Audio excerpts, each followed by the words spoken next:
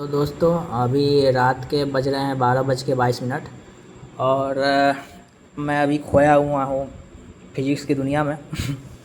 और उसमें भी एक टॉपिक है जो कि मेरा पर्सनल फेवरेट है और इस टॉपिक पे खोजबीन करना, रिसर्च करना मुझे काफ़ी पसंद है। तो मैं सोचा कि आप लोगों से भी कुछ शेयर करूं ताकि आप लोग भी इस चीज़ को समझें और थोड़ा सा इंटरेस्ट जागे आप लोगों के अंदर भी इस चीज़ को लेके। तो ये जो थ्योरी ऑफ रिलेटिविटी है, जो आइंस्टाइन ने दिया था, और ये एक ऐसा थ्योरी है जो कि उस समय बहुत पॉपुलर हुआ था। जब ये थ्योरी आया था उस समय मार्केट में, तो स्टूडेंट तो छोड़िए, जो साइंटिस्ट लोग थे वो लोग भी कंफ्यूज थे उस समय कि ये कैसे हो सकता है। जो प्रूफ था वो प्रूफ साइंटिस्ट लोग भी नहीं समझ पा रहे थे उस दौर में, तो स्टूडेंट लोग क्या ही समझेंगे। क्योंकि जो प्रूफ था, जो मैथमेटिक्स थी और जो मतलब कि कंक्लूजन ड्रॉ हुआ था इससे, वो थोड़ा सा मतलब कि दिमाग को हिला देने वाला था। तो चलिए अब उतना गहराई से तो कभी और देखेंगे। आज बात करते हैं इसके ऊपर। दो चीज़ है इसमें, दो थ्योरी थी। एक थी जनरल थ्योरी ऑफ रिलेटिविटी और एक थी स्पेशल थ्योरी ऑफ रिलेटिविटी। तो इसमें एक फार्मूला है, और ये फार्मूला का हम यहाँ पे क्यों लिखे हैं, क्योंकि ये फार्मूला की मदद से हम आपको एक चीज़ बताने वाले हैं। और वो चीज़ थोड़ा सा आप अगर उस पर गौर कीजिएगा तो आपको इंटरेस्टिंग भी लगेगा। लोग ये बात बोलते हैं कि हमको किसी भी चीज़ को लाइट के स्पीड से मूव नहीं करवा सकते हैं, किसी भी ऑब्जेक्ट को लाइट के स्पीड से मूव नहीं करवा सकते हैं। और ये भी चीज़ सही भी है। और ये भी सुनने को आपको मिला होगा कि जो स्पीड ऑफ साउंड होता है, उसका भी स्पीड जो होता है वो लाइट के स्पीड से कम होता है। कहने का मतलब कि जो लाइट का स्पीड है वही सबसे ज़्यादा है, और हम चाहें भी तो हम उस स्पीड को मतलब हिट नहीं कर सकते हैं, मतलब उस स्पीड से हम ट्रैवल नहीं कर सकते हैं, उस स्पीड को हम रीच नहीं कर सकते हैं। और कुछ लोग कहते हैं कि या अगर हम लाइट का स्पीड को रीच कर लें तो हम टाइम ट्रैवल भी कर सकते हैं। टाइम मशीन इस थ्योरी पे बनाया जा सकता है। अब फ्यूचर में क्या होगा ये तो मुझे नहीं पता, लेकिन अब जब लोग ये बात बोलते हैं और ये बात किताबों में भी लिखी हुई है कि स्पीड ऑफ लाइट मैक्सिमम होता है, उस पर हम पहुंच नहीं सकते कोशिश करें तब भी, तो आखिर ऐसा क्यों है। तो चलिए समझते हैं। इसमें एक फॉर्मूला है, m=m0/√1 - v²/c²। इसमें जो m है वो मास है, और जो वी स्क्वायर है, मान लेते हैं कि वो वेलोसिटी है उस ऑब्जेक्ट का जिसको हम कोशिश कर रहे हैं कि वो लाइट के स्पीड से मूव हमसे करवाएं, जो कि प्रैक्टिकली पॉसिबल नहीं है, लेकिन कंसीडर करने में क्या जाता है। तो v जो है वो वेलोसिटी ऑफ ऑब्जेक्ट है जो कि लाइट के स्पीड से मूव करने वाला है, जो हम चाह रहे हैं इसको लाइट का स्पीड से मूव करवाएं। हम अभी ये चीज़ बोल रहे हैं, लेकिन आगे जाके हम ये प्रूव कर देंगे कि इसको लाइट के स्पीड से मूव नहीं करवा पाएंगे हम। तो चलिए समझते हैं आखिर क्यों नहीं करवा पाएंगे। तो जब velocity of object speed of light के बराबर हो जाएगा तो हम v² की जगह पर c² लिख सकते हैं, ठीक है। तो फार्मूला क्या हो जाएगा, m बराबर हो जाएगा m0/√1 -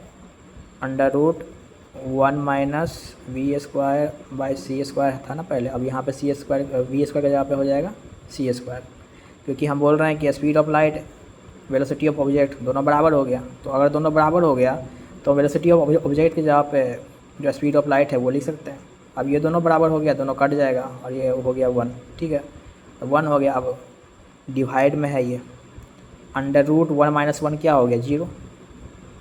तो किसी भी चीज़ को अगर 0 से डिवाइड करते हैं, अगर किसी भी चीज़ को 0 से डिवाइड करते हैं तो आंसर क्या होता है, इन्फिनिटी। आंसर हो गया इनफाइनाइट। कहने का मतलब कि ये जो मास है, मास हो गया इनफाइनाइट। तो आप एक चीज़ देख रहे हैं कि जब velocity of object speed of light के बराबर हो गया तो मास क्या होगा, इनफाइनाइट। मास इनफाइनाइट होने से क्या दिक्कत हो सकता है, आप समझ रहे हैं कि अगर मास इनफाइनाइट हो गया तो उससे क्या दिक्कत होगा। उससे बहुत बड़ा दिक्कत होगा। दिक्कत ये होगा कि हम किसी चीज़ को मूव करवाने की कोशिश कर रहे हैं, किसी ऑब्जेक्ट को हम काइनेटिक एनर्जी दे रहे हैं, ठीक है। और काइनेटिक एनर्जी दे रहे हैं जिसकी वजह से उसका स्पीड बढ़ रहा है और वो मूव कर पा रहा है।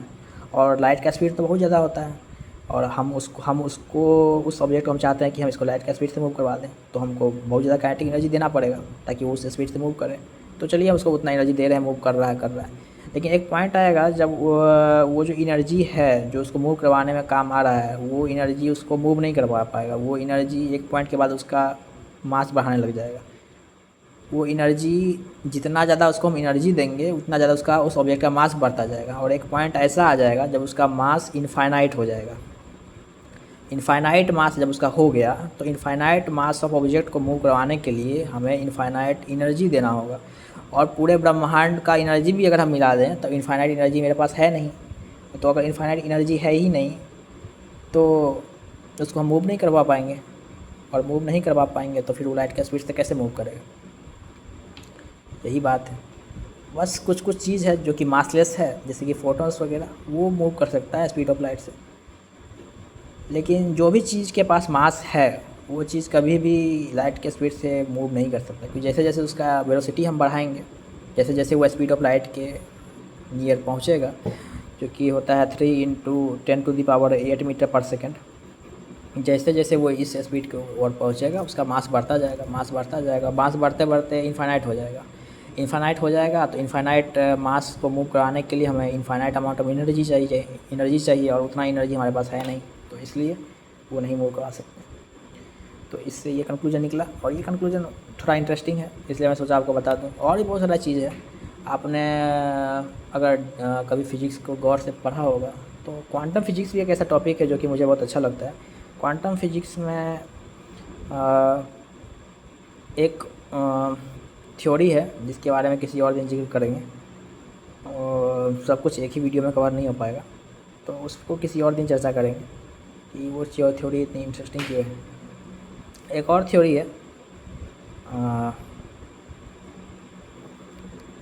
और बाकी जो थ्योरी है उस पर किसी और दिन डिस्कस करते हैं, ये वीडियो थोड़ा लंबा हो जाएगा। और अब थोड़ा सा मुझे नींद भी आ रहा है, तो थोड़ा सोएंगे, अब किसी और दिन चलते हैं और ये जो थ्योरी है इस पे बात करेंगे, इसका इम्पोर्टेंस क्या है उस पर बात करेंगे, कैसे ये चीज़ टाइम को स्लो कर देती है, कैसे टाइम जो है वो मतलब एब्सोल्यूट नहीं है। पहले माना जाता था कि टाइम एब्सोल्यूट है, लेकिन थ्योरी के आने के बाद ये चीज़ प्रूव हो गया कि टाइम एब्सोल्यूट नहीं है, टाइम रिलेटिव है, टाइम फ्रेम ऑफ रेफरेंस पे डिपेंड करता है। स्पेस एंड टाइम कर्वेचर क्या है, और कैसे स्पेस टाइम कर्वेचर जो है सन के अराउंड बेंड होता है, ये सब बहुत कुछ है जिस पे धीरे धीरे डिस्कस करेंगे आगे। लेकिन फ़िलहाल आज के लिए इतना ही, और अगर आपको अच्छा लगा हो तो फॉलो कीजिए। ठीक है, चलिए, गुड नाइट।